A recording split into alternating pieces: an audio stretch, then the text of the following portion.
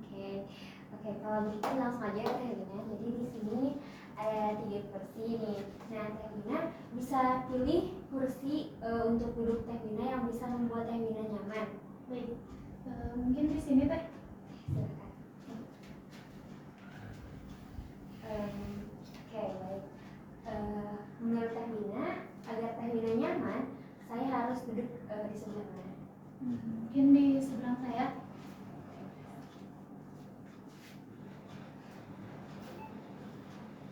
Baik, sebelumnya saya berterima kasih kepada Teh Wina ya, karena Teh Wina ini sudah bersedia datang ke sini untuk melakukan sesi konseling kali ini. Nah, kalau begitu izinkan saya memperkenalkan diri ya Teh Wina. Perkenalkan, nama saya Sarah Aulia yang nantinya di sini saya akan bertugas sebagai konselor pada sesi konseling kali ini. Mungkin nanti Teh Wina bisa panggil saya Sarah atau panggilan lainnya juga bisa. Baik, selanjutnya Teh Wina mungkin bisa memperkenalkan diri Teh Wina terlebih dahulu. Baik, Teh, sebelumnya ya saya izin perkenalan diri. Nama saya itu Herwina Aprila. Nah, Teteh bisa manggil saya Wina mungkin. Oke, sekarang kesibukannya lagi apa nih Teh Wina? Ya, kebetulan saya itu untuk sekarang ya masih sibuk di kuliah aja gitu, kegiatan perkuliahan. Gimana kalau boleh tahu? Saya mahasiswi Universitas Muhammadiyah Tasikmalaya, angkatan 2023. Artinya saya itu semester 3 ya Teh. Ya, baik. Izinkan saya bertanya dulu ya Teh Wina. Sebelumnya Teh Wina pernah gak sih mengikuti sesi konseling selain hari ini? Kebetulan belum pernah sih Teh. Oh, jadi ini baru pertama kali ya Teh Wina mengikuti sesi konseling.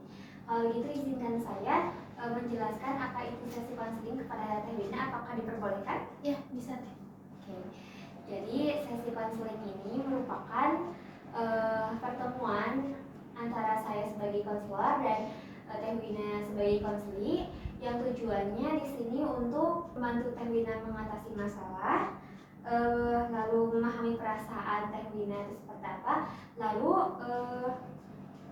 agar bisa membantu Teh Wina untuk membuat keputusan yang mungkin nantinya akan berguna bagi kehidupan Teh Wina di masa depan. Nah, di sini kita mempunyai asas ya Teh Wina. Yang pertama ada asas kerahasiaan, kesukarelaan, dan asas keterbukaan. Nah, asas kerahasiaan ini yang dimaksud itu adalah gimana saya di sini akan merahasiakan nanti permasalahan yang Teh Wina sampaikan kepada saya. Lalu asas kesukarelaan, jadi Teh Wina ini datang ke sini itu atas kemauan sendiri gitu, bukan atas keterpaksaan orang lain. Yang terakhir ada asas keterbukaan. Jadi saya harap Teh Wina ini bisa terbuka ya terhadap saya gitu, bisa mengungkapkan masalah yang sedang Teh Wina alami pada saat ini. Dalam sesi kali ini apakah ada orang lain atau pihak lain yang dapat diberitahu? Mungkin tidak perlu Teh. Oke, baik, dilanjut ya Teh. Kalau begitu izinkan saya bertanya, apa sih alasan Teh Wina mengikuti sesi konseling kali ini? Baik, jadi gini Teh, sebenarnya beberapa bulan atau minggu ke belakang itu saya itu sempat dapat musibah gitu, yang dimana musibah ini itu melibatkan teman saya juga. Oke. Lalu setelah itu apa lagi? Jadi setelah kejadian ini itu terjadi gitu ya, berlangsung, nah saya itu merasa kesal gitu terhadap teman saya. Oke, jadi bisa kita mulai ya sesi konselingnya. Bisa dibicarakan kembali masalahnya seperti apa? Oke. Nah, jadi gini Teh, seperti yang saya katakan tadi ya Teh, saya itu kan sempat gitu beberapa minggu ke belakang itu saya tuh dapat musibah gitu lah. Jadi saya itu terlibat pinjol dari sini, yang dimana kejadian ini itu melibatkan teman saya. Oke, jadi baru-baru ini Teh Wina ini terkena musibah ya, yang dimana musibah itu tuh melibatkan teman Teh Wina juga seperti itu. Iya betul teh. Nah, apakah karena musibah ini tuh itu tuh mempengaruhi hubungan Teh Wina dengan teman Teh Wina sendiri? Ya tentu hal ini itu saya dari perasaan saya itu hal ini itu tentu mempengaruhi pertemanan saya dengan dia. Nah dari sisi saya sendiri saya itu jadi merasa canggung setelah kejadian ini terhadap teman saya, karena saya itu berpikir bahwa dia itu menyalahkan saya sepenuhnya gitu atas kejadian ini. Jadi sekarang ini Teh Wina ini merasa canggung ya dengan teman Teh Wina, terus Teh Wina juga berpikir kalau teman Teh Wina ini menyalahkan Teh Wina sepenuhnya, seperti itu. Iya, mungkin hal ini juga karena belum adanya komunikasi secara langsung, secara intens dengan teman saya, karena kita juga setelah kejadian ini tuh belum sempat ketemu secara langsung gitu. Oke, setelah kejadian itu terjadi, jadi kalian ini belum pernah berkomunikasi secara langsung. Lalu sebelum kejadian ini terjadi, bagaimana sih hubungan kalian ini? Kalau sebelum kejadian ini gitu ya, kan kita itu udah berteman dari SMA ya. Oh iya. Nah, sebenarnya hubungan kita itu bisa dibilang cukup dekat juga, terus baik juga hubungannya. Sebelumnya ini kalian ini memiliki hubungan yang cukup baik dan bisa dibilang dekat ya. Nah, apakah Wina merasa teman Teh Wina ini tipe orang yang susah untuk diajak berkomunikasi atau yang gampang diajak berdiskusi? Dari yang ya selama ini saya berteman dengan dia ya, yang saya rasakan dan yang saya lihat itu kalau dia itu kayaknya ya tipe orang itu yang sulit diajak berkomunikasi gitu, yang dia itu lebih banyak menyalahkan orang lain, kemudian sulit menerima pendapat orang lain, masukan-masukan untuk dia gitu. Dia itu tipe orang yang sulit gitu. Oke, jadi menurut Emina ini dia ini orangnya itu yang tipenya yang sering menyalahkan orang lain dan keras kepala ya. Iya betul teh. Lalu apa yang Anda rasakan setelah itu? Ya setelah kejadian ini itu, setelah kejadian penipuan ini gitu ya. Nah saya itu awal-awalnya itu tentu pasti ada rasa sedih ya teh. Dan saya itu karena saya juga kuliah ya, tetap kuliah. Jadi setelah kejadian ini tentu berpengaruh ke kehidupan kuliah saya, yang dimana saya itu di kelas tuh sering ngelamun. Kemudian saya juga ketika proses pembelajaran itu sulit untuk fokus gitu teh. Terus ketika sampai rumah dan tidak berhubungan gitu, tidak berkomunikasi dengan orang lain lagi, itu saya tuh selalu menyalahkan diri saya sendiri gitu karena kerugian yang telah saya alami. Kemudian kan kerugian yang saya alami juga tidak sedikit ya teh untuk ukuran seorang mahasiswa. Jadi Teh Wina ini merasa sedih dan sering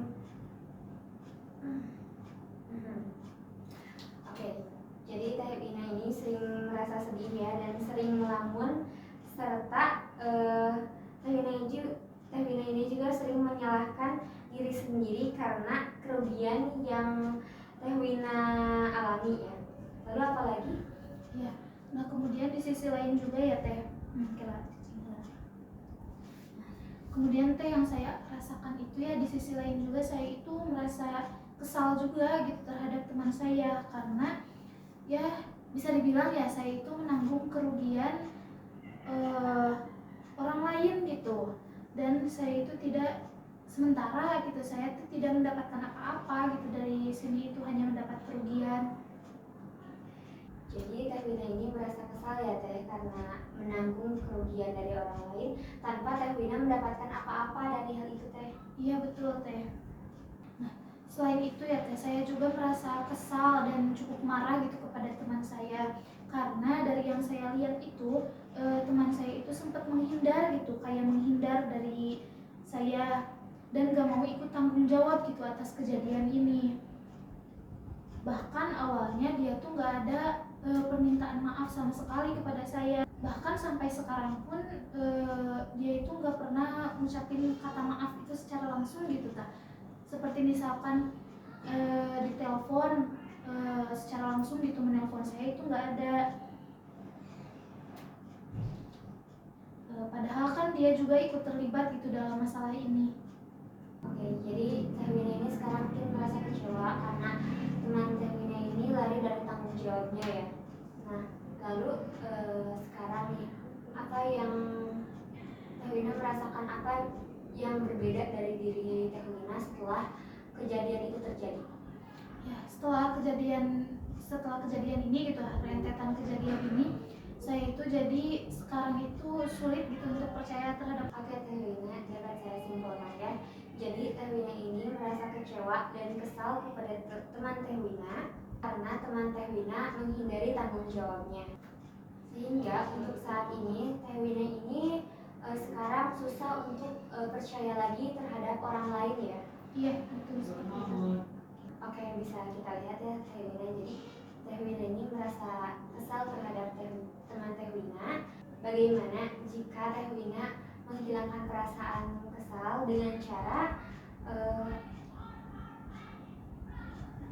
berkomunikasi dengan baik gitu dengan teman Teh Wina, ataupun membicarakan masalah ini agar cepat selesai. Baik ya, saya akan mencoba untuk melakukan hal tersebut. Jadi skala rasa kesal dan kecewa Teh Wina dari 1 sampai 10 itu berapa? Jadi mungkin nanti kalau 1 itu tidak kesal sama sekali, kalau 10 sangat kesal sekali. Jadi kita turunkan skalanya. Jadi Teh Wina sekarang skalanya berapa dari rasa kesal dan kecewa? Mungkin ada di skala 7 atau 6. Yang artinya? Yang artinya itu bagi saya itu di skala 6 atau 7, 6 lah. Di skala 6 ini saya itu merasa kesal terhadap teman saya itu. Saya belum bisa berbicara atau berkomunikasi dengan nyaman gitu dengan dia. Oke, jadi nanti diharapkan kita turunkan skalanya ke 5 atau sampai ke 1 ya. Nah, lalu dari sesi konseling ini, apa yang Teh Wina harapkan terjadi pada diri Teh Wina? Saya merasa kesal terhadap teman saya dan adanya penyesalan dalam diri saya. Lalu setelah rasa kesal dan menyesal itu hilang, apa yang akan terjadi? Mungkin ketika saya bertemu dengan teman saya itu, saya tidak merasa canggung dan bisa bersikap seperti biasa. Kemudian ketika penyesalan itu hilang dalam diri saya bisa menjalankan hidup saya dengan tenang. Dan seperti apa sikap atau rasa canggung dan rasa tenang itu? Ketika saya nyaman berbicara dengan teman saya dan ketika saya tidak terus-menerus teringat akan nominal uang yang sudah saya keluarkan. Oke, baik. Jadi Teh Wina, nanti saya ada sebuah teknik ya, di mana nanti Teh Wina akan memerankan top dog dan underdog. Top dog dan underdog itu seperti apa ya Teh? Jadi top dog ini adalah tokoh yang berpengaruh atau mempengaruhi Teh Wina. Tadi kan disebutkan ya kalau tokoh itu adalah teman Teh Wina sendiri. Nah, lalu di sini ada underdog. Jadi underdog ini adalah tokoh yang terzolimi atau istilahnya tidak sejauh itu. Mungkin bisa dibilang ini tokoh yang teraniaya ya kalau bahasa ininya.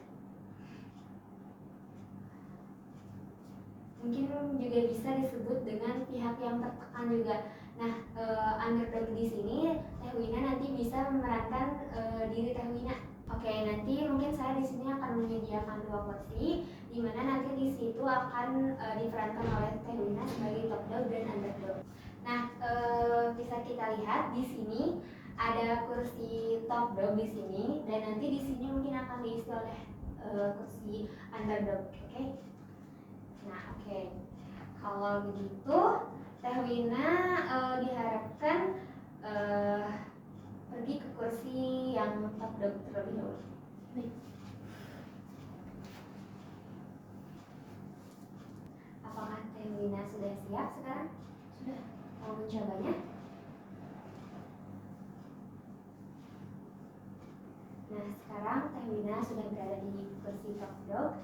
Sekarang Teh Wina bisa bayangkan kejadian pada saat itu.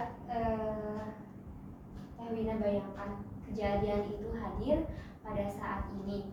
Nah, bagaimana pembicaraan teman Teh Wina kepada Teh Wina? Bisa dimulai. Jadi setelah saat itu ya, kita itu kan sempat memesan barang milik teman saya. Nah, setelah barangnya itu sampai kepada teman saya, setelah beberapa lama itu dia itu dan saya itu kan pasti setelah barang sampai pasti saya itu melakukan pengisian ulasan ya. Nah, setelah saya mengisi itu, setelah beberapa lama teman saya itu menelpon saya, menelpon. Nah, setelah beberapa lama dia itu menghubungi saya gitu via WhatsApp. Terus dia mengatakan kepada saya itu, Win, itu ada pihak Shopee nelpon ke aku, katanya kenapa nomor kamu nggak bisa dihubungin, soalnya tadi aku kasih nomor kamu ke dia, ke pihak Shopee-nya. Kenapa katanya nomor Wina itu nggak bisa dihubungi, katanya bisa angkat dulu nggak? Kemudian dia itu sempat mengatakan juga ya, teman saya itu mengatakan kepada saya bahwa kalau saya itu melanggar kebijakan dari Shopee. Jadi di sini ini kamu tuh berperan sebagai teman kamu ya, Dog. Nah, lalu apa lagi bisa dilanjutkan? Kemudian dia juga mengatakan kalau misal di WA itu ya, kalau misalkan kamu nggak angkat Win dan gak ngikutin arahan dari dia, nanti akun kamu bakalan diblok secara permanen gitu. Kemudian tagihan yang hari ini baru muncul gitu harus dibayar sekaligus nanti. Oke, jadi itu kata teman Teh Wina ya. Baik, sekarang Teh Wina bisa beralih ke kursi ini sebagai underdog, sebagai peran Teh Wina sendiri. Baik. Oke, lalu setelah itu apa yang Teh Wina lakukan setelah teman Teh Wina berkata seperti itu? Ya, saya membalas kepada dia itu kalau oh gitu ya Bil, maaf ya kalau harus nelpon sekarang, aku nggak bisa nggak kamu bilang ke dia, ke pihak Shopee-nya, kalau lewat chat aja bisa nggak, kayak gitu teh. Nah, alasan kamu gak mau ngangkat telepon waktu itu kenapa? Ya, jadi kalau boleh jujur ya teh, saya itu sebenarnya parno gitu atau ada trauma lah terkait dengan nomor telepon yang gak dikenal gitu. Kalau misalkan ada nomor telepon yang gak dikenal ke HP saya itu, memang saya itu terbiasa untuk tidak mengangkatnya. Oke, jadi di sini Teh Wina ini menolak telepon itu karena nomornya itu tidak dikenal oleh Teh Wina sendiri. Iya. Oke, setelah itu Teh Wina bisa beralih lagi ke kursi ini sebagai talk dog. Iya.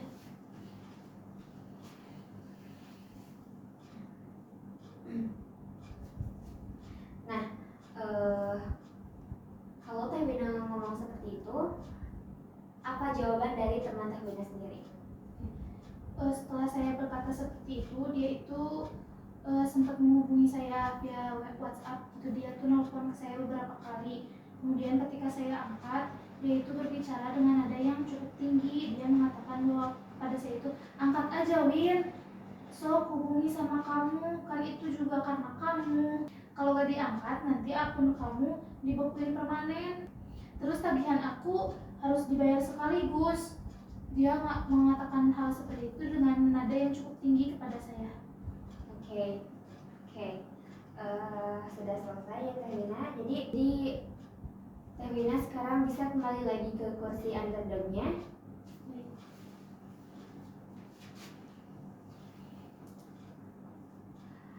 Nah, setelah teman Teh Wina berkata seperti itu, apa yang Teh Wina rasakan dan pikirkan? Ya, saya kan juga merasa kaget ya dibentak seperti itu oleh teman saya.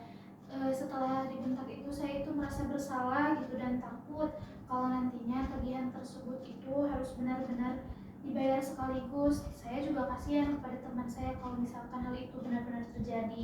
Jadi saat itu saya terpaksa lah menjawab telepon atau WhatsApp chat gitu dari si pihak Shopee ini.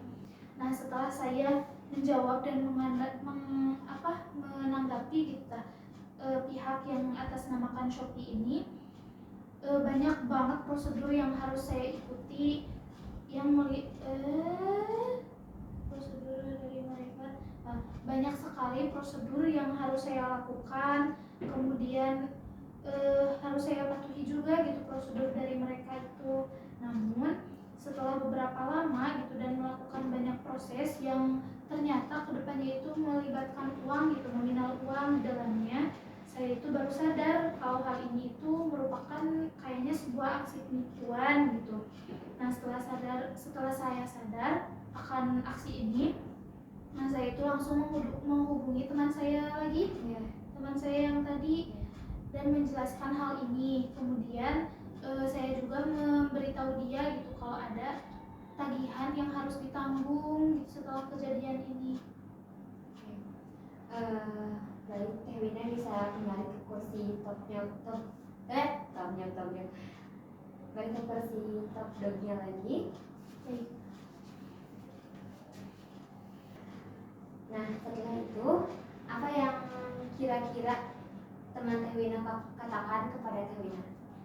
Mungkin dia akan mengatakan, maaf Win, aku nggak tahu kalau ini itu penipuan, dan untuk masalah tagihan itu biar aku tanggung aja atau kita sama-sama cari jalan keluarnya. Oke.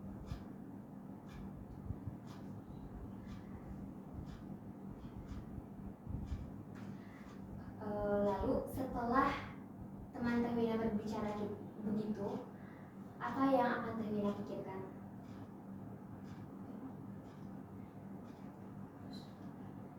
Baik, mungkin saya akan merasa sedikit lebih lega gitu dan tenang juga karena tagihan ini itu kan cukup besar ya. Jadi dengan jawaban dia seperti itu, mungkin saya itu akan merasa lega gitu karena si tagihan ini itu akan ditanggung oleh dia atau ditanggung sama-sama.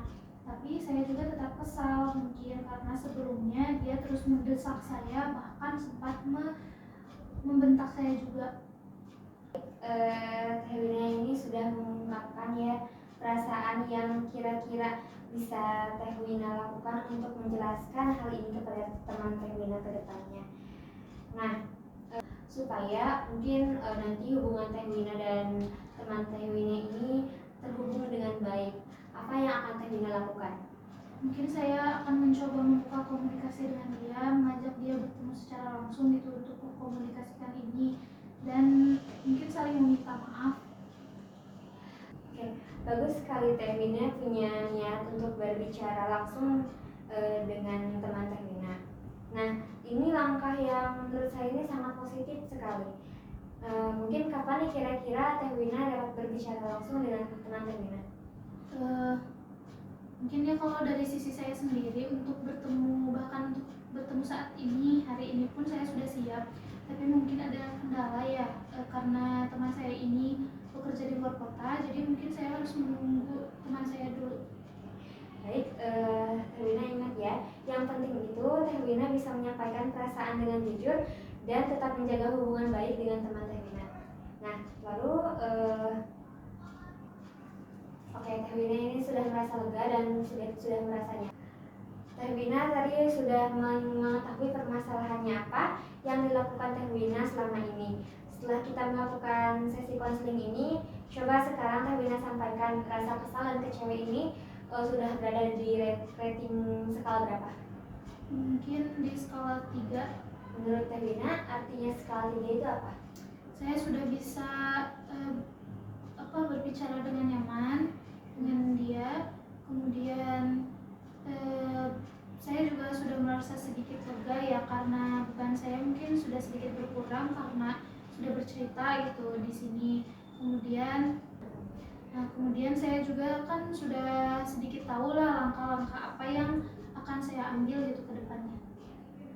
Baik, sekarang Teh Wina sudah bisa menyimpulkan dan Teh Wina juga bisa mampu ya membangun rencana kedepannya akan seperti apa. Salah satunya tadi Teh Wina bilang akan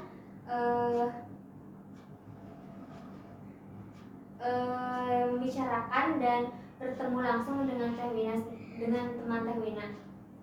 Nah, dengan cara Teh Wina ini harus tetap tenang dalam kondisi apapun, dalam keadaan temannya seperti apa, dan Teh Wina juga tahu alasannya seperti apa, dan Teh Wina juga mungkin bisa membangun komunikasi kembali dengan teman Teh Wina itu dengan baik. Nah, lalu alhamdulillah ya kita sudah berada di sesi konseling terakhir, sesi akhir ini. Saya sangat mengapresiasi diri Teh Wina karena Teh Wina ini sudah berhasil menurunkan skala kesal dan kecewa yang Teh Wina rasakan. Itu mungkin menurut saya itu sangat bagus sekali ya Teh Wina. Semoga tujuan-tujuan yang ingin Teh Wina capai ini bisa direalisasikan dengan baik setelah sesi konseling ini. Nah, sesi konseling ini sudah selesai. Terima kasih karena sudah mengikuti sesi konseling ini dengan baik. Kita tutup dengan ucapan hamdalah bersama-sama. Alhamdulillahirobbilalamin. Tetap semangat untuk Teh Wina menjalani kehidupan kedepannya. Semoga sesi konseling ini bisa memberi manfaat dan dapat berguna bagi kehidupan Teh Wina kedepannya.